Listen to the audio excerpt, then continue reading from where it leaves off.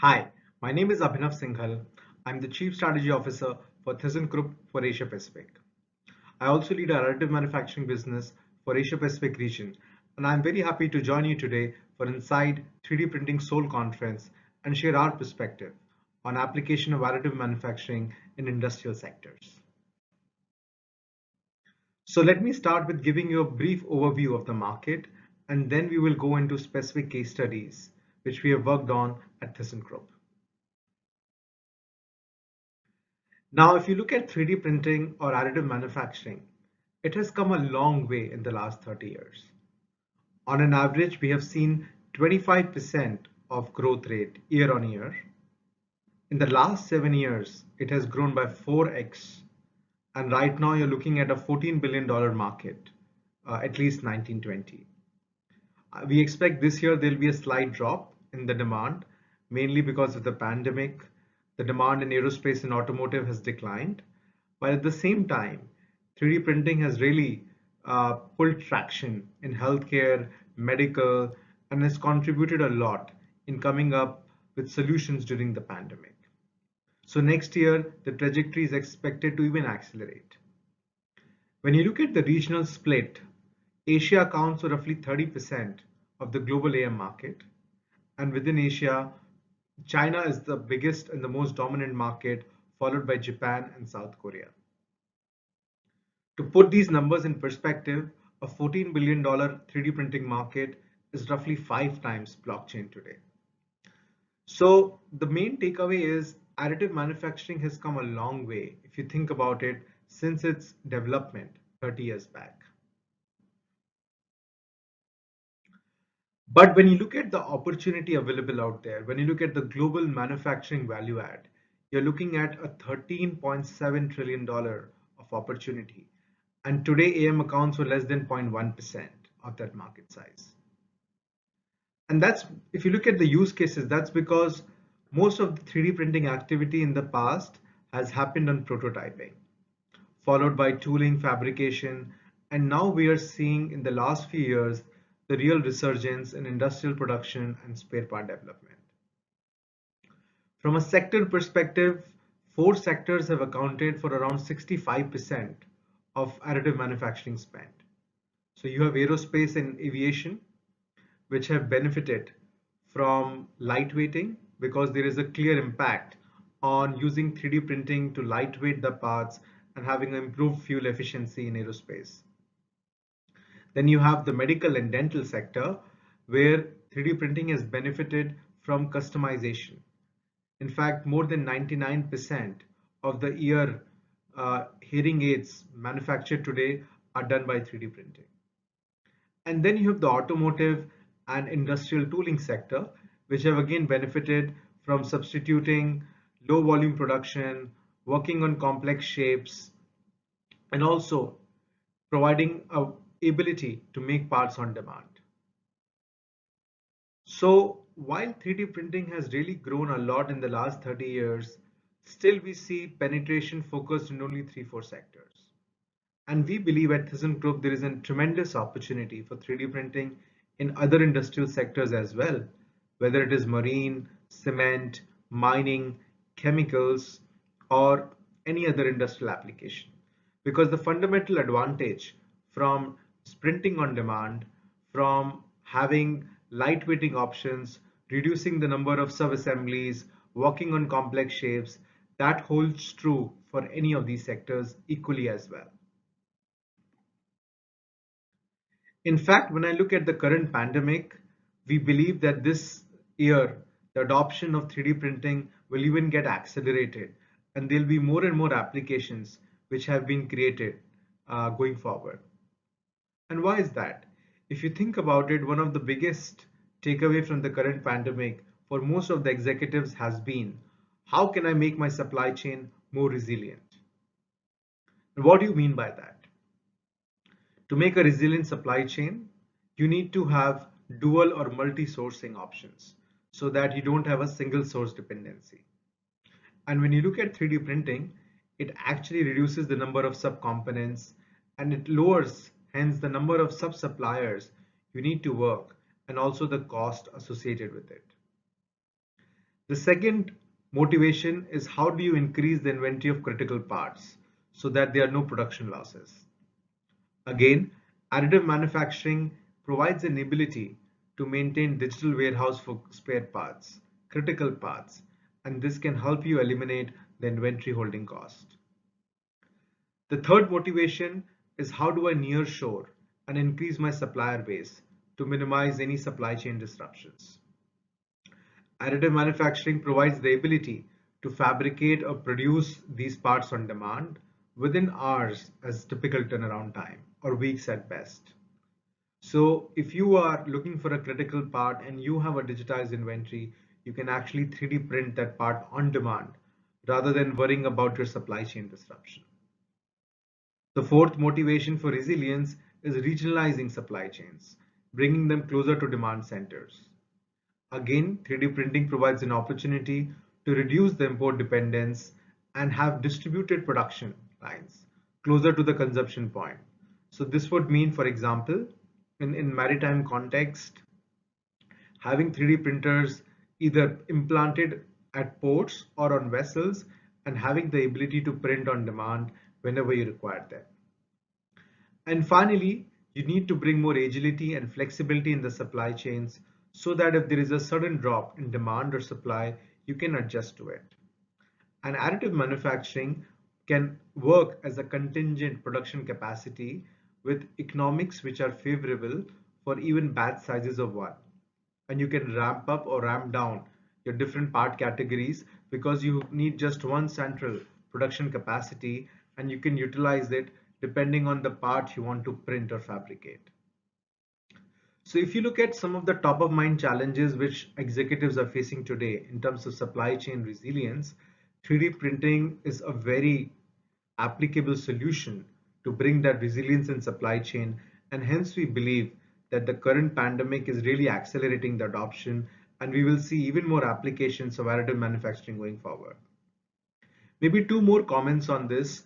From a sustainability perspective, 3D printing is intrinsically more sustainable because you have now reduced material inputs, lower energy consumption, and lesser transportation volumes and costs associated with it. And finally, if you look at the way 3D printing has responded this year, we have seen so many applications of 3D printing being used to make ventilator components, to make PPE equipments, and to even make testing nasal swab. So 3D printing has really provided and lived up to its promise of creating production facility on demand and being a flexible technology to ramp up or ramp down depending on the requirement. So how do you adopt 3D printing? What can you do about it? Now, if you look at the current challenges with the technology and why the adoption is still 0.1% across the manufacturing sector, we believe the biggest challenge with adoption is around use cases. There is still a very little awareness on how to use 3D printing, what value does it drive, which parts are most attractive. Because based on the economics of 3D printing today, if you look at 100 parts, at best 10% of them would be economically attractive to be 3D printed. Looking at the cost of technology, the cost of metal powder or plastics, as the case may be. So identifying those 10% critical parts is an art, and a lot of companies struggle with that. Of course, there are some technical challenges which can continue to be improved on, like material diversity, speed of printing, build size, surface finish, and there are some commercial opportunities on further reducing the raw material cost, post-processing cost, and thinking about how do you manage the IP and certification. For example, if you have an OEM part, then how do you manage the IP transfer? Does it rest with the OEM? Does it rest with the fabricator? How do you ensure there is no leakage in the supply chain? These are some of the challenges which we are currently working on, and we are seeing tremendous speed in these getting resolved. But our biggest learning has been that if you want to go on adopting 3D printing, you need to think about the whole ecosystem and form partnerships to accelerate your adoption journey. To give you a sense, a typical additive manufacturing value chain starts from diagnostic, looking at your spare part inventory and identifying which parts are suitable for 3D printing. Then you need to select the right raw material and the right technology which you want to utilize. You have to redesign the part. You can optimize the design, maybe reduce the number of sub-assemblies, have a lightweighting, define process parameters, print that part. Then you need some sort of surface finish or post-processing. And finally, depending on the criticality of the part, you might also require testing and validation. So these are different steps which you need to perform to have a additively manufactured part ready for use. And no company can bring this capability or build this capability on its own in a fast amount of time. So you need to think about how can I work with partners who can or experts who can work with me to design the parts or to print these parts or to fabricate these parts or test these parts. Which are the capabilities I need in-house? Where do I need partners? Set up that ecosystem, and then you can really accelerate your 3D printing journey. In fact, we have followed this model ourselves, and we have partnered with Wilhelmsen Ship Services, which is a big maritime group, to provide spare parts on demand for our customers in maritime industry. So recently, we had a LOI announcement to establish a joint venture between Wilhelmsen and ThyssenKrupp, where Wilhelmsen brings the deep maritime expertise and their customer relationship, and ThyssenKrupp will act as their 3D printing partner to design these parts and manage the network of printers to provide this on demand. This program has already been launched since December 19, and we are currently looking at a scope of 20,000 vessels. And here are some examples of parts which we're already providing to these vessels on demand. Each of these parts is cheaper than the current part they have been utilizing or fabricating, and also comes with a much faster lead time. So these ranges from gears, impellers, wall blocks, chocks and liners. Let me show you a quick video about this partnership.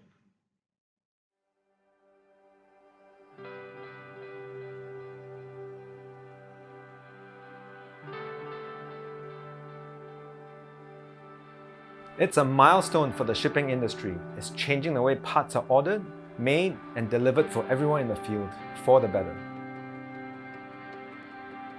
Conventional supply chain practices are inefficient, as parts can circulate the world multiple times, from point of manufacture to vessel operation.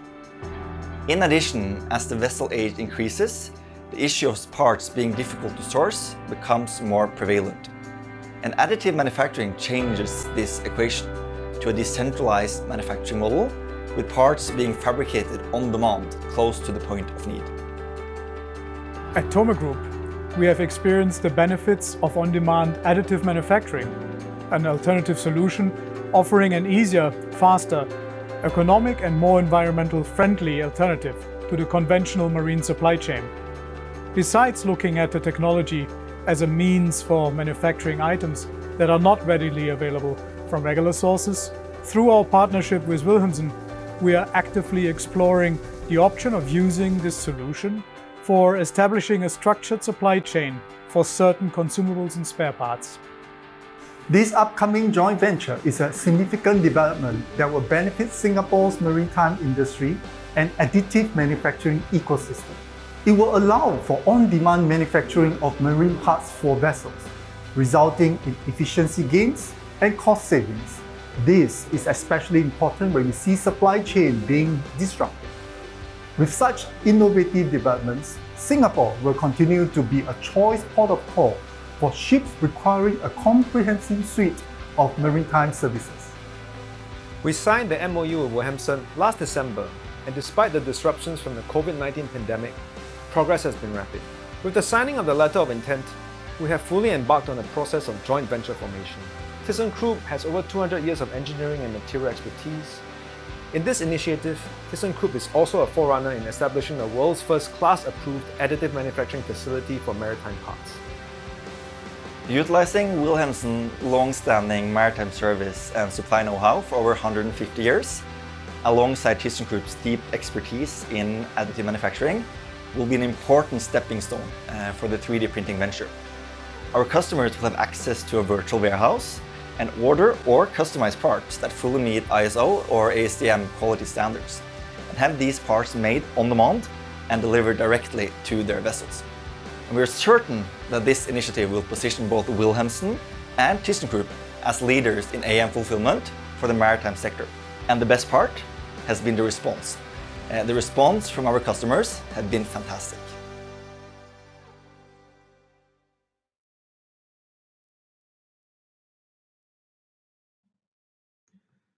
So I hope this gives you a good preview of how we are working with Wilhelmsen Group and trying to provide 3D printing parts or additive manufacturing parts on demand for the shipping and maritime industry.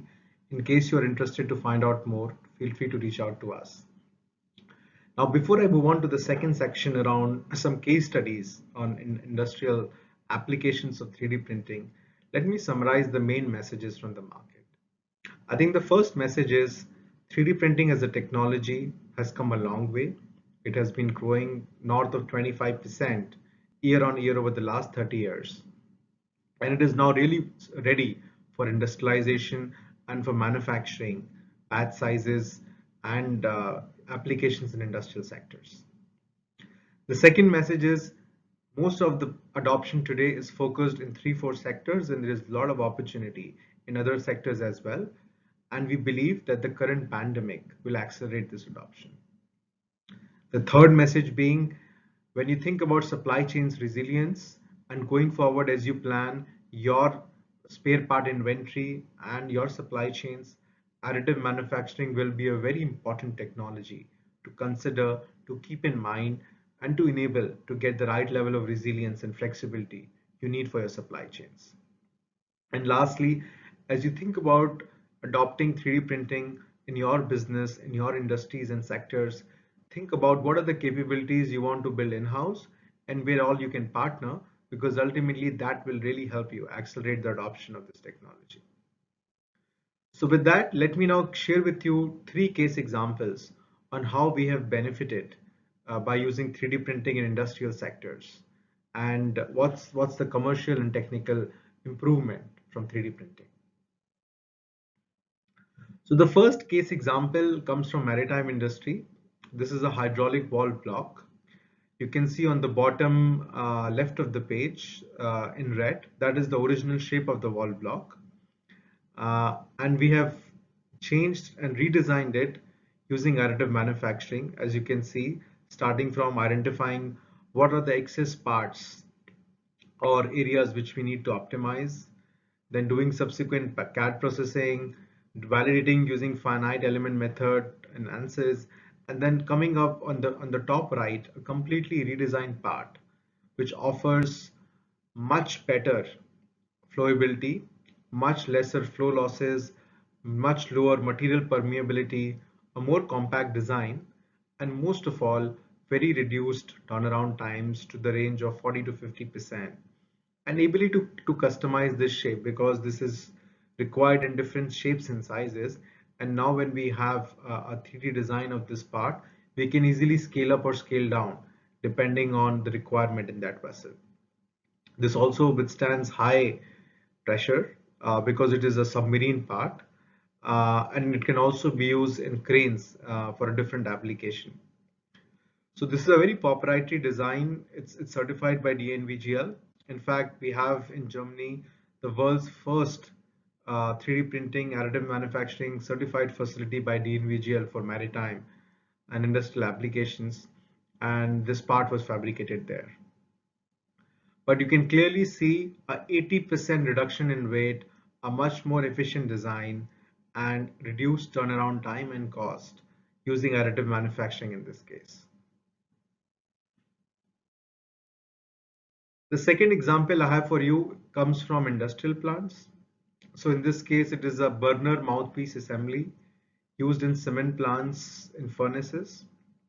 This operates at extreme heat. Temperatures can range anywhere from 900 to 1200 degrees centigrades. And as you can see on the right hand side of the page, we have used different technologies of additive manufacturing, from VAM or wire arc melting to powder bed fusion to reduce the number of sub-assemblies required in this design, and also fabricate these parts with a much lesser lead time and much lower cost than the original part. So using additive manufacturing, we were able to reduce the lead time from 5 to 6 weeks from 4 to 5 months. The original part took 5 months, now you can get it in weeks time. And on top of that, because this was a low volume, high mix part and had a lot of sub assemblies, we were able to reduce the cost as well. Technically, this part offers enhanced heat transfer property, a reduced surface temperature, much more heat radiation properties, and is successfully working in cement plants in the region. The last example I have from you is from mobility sector. So here we have a ventilation nozzle which is used in railway systems in trains to protect the air conditioning ventilation in the driver cabin. And the problem was that this is a metal part which used to rust and had the safety hazard of falling on the driver's head. So there was a safety element to it because of the high vibration in a train chamber, and because of the metal part, there was a risk of this getting rusted and falling down. Using additive manufacturing, we changed the material. We moved on to a polymer part, and we further optimized the design. So we were able to reduce the cost by 20%. We were able to reduce the lead time by 70%. And we don't need to hold inventory of this part because now we can print on demand. So not only you have a more commercially attractive part, but you also have a part which is much better corrosion resistant, improved airflow, and doesn't have the danger now of rusting and falling as was the previous part. So here is another example of using additive manufacturing and benefiting both technically and commercially in this case. We further certified this part working with TÜV by doing some tests on the number of vibrations and the humidity, and it surpassed in technical specifications compared to the original part. So there are many such examples of these parts, and wherever you find, right, wherever you look, you can find many of these parts which are attractive for additive manufacturing or 3D printing. You just need to understand what are the core benefits and flexibility this technology offer, work with the right experts and partners, and you can look at easily a 20-30% saving in cost and more than 50% reduction in lead times for your parts, and being more digitally active in this space. Maybe to close our discussion today, let me give you also a brief overview of what we are doing on additive manufacturing as a company.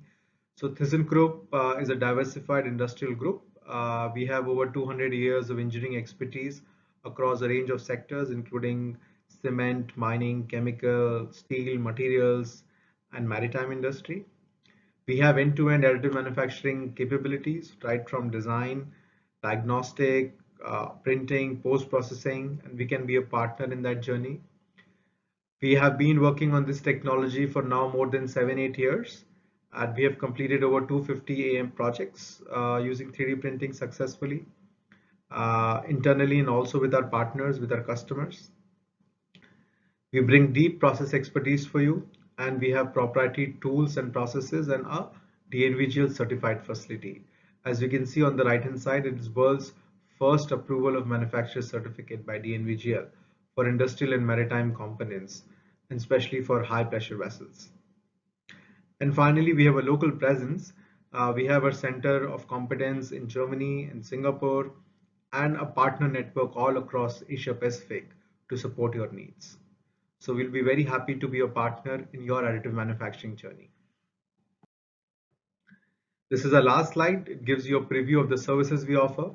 So right from product engineering, feasibility analysis, product development, consulting and training, identifying the parts which make sense to be 3D printed, conducting workshops, redesigning these parts, building know-how and capability in your teams, and finally doing the manufacturing and machining of these parts and working with a network of certification partners like TÜV SÜD and DNVGL to getting it ready for application.